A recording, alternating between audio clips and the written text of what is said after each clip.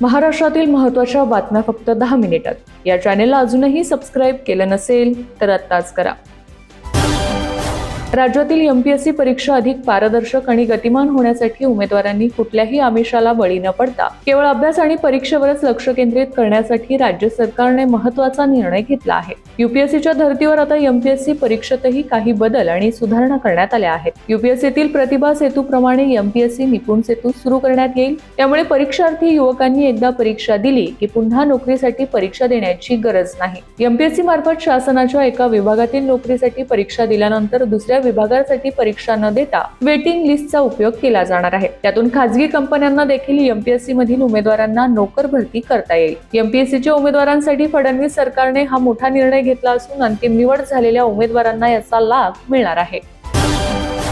महाराष्ट्राच्या भूमी अभिलेख विभागाने शेतकऱ्यांसह सर्वसामान्य नागरिकांच्या सोयीसाठी एक महत्त्वपूर्ण आणि नाविन्यपूर्ण पाऊल उचलले आहे. आता 7/12, 8 उतारा, मिळकत पत्रिका, फेरफार नोंदी आणि ई रेकॉर्ड मधील विविध आवश्यक दाखले थेट व्हॉट्सअपच्या माध्यमातून उपलब्ध होणार आहेत. ही सुविधा महाभूमी संकेतस्थळावरून थेट मोबाईलवर पोहोचवण्यात येणार असून यासाठी फक्त माफक शुल्कात म्हणजे केवळ 15 रुपयात नोंदणी करता येईल.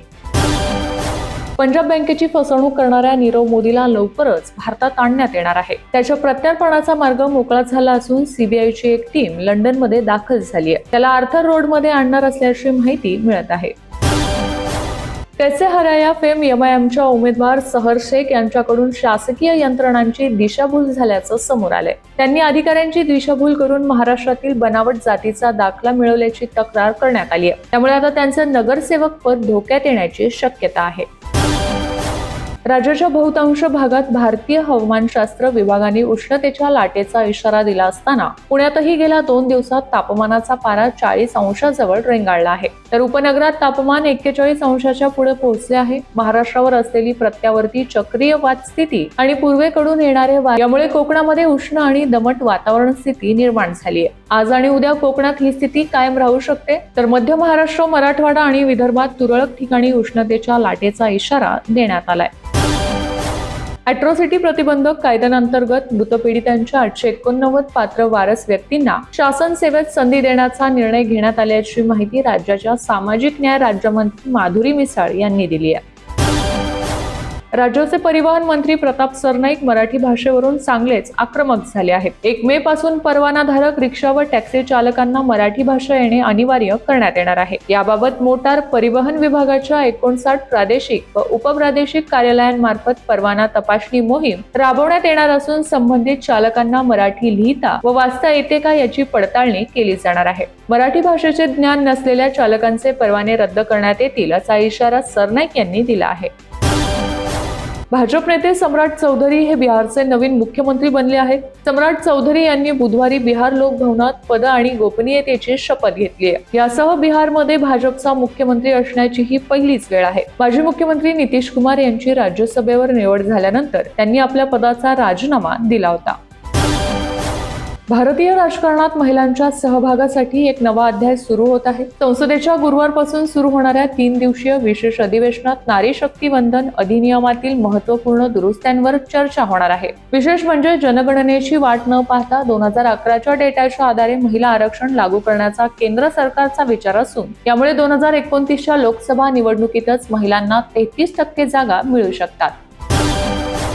राज्य परिवहनच्या बस भाड्यात आजपासून 10% वाढ झाली असून ती 15 जून पर्यंत लागू राहणार आहे. खासगी ट्रॅव्हल्सही 20 एप्रिल पासून दरवाढीच्या तयारीत असल्याने प्रवाशांवर दुहेरी आर्थिक भार पडणार आहे.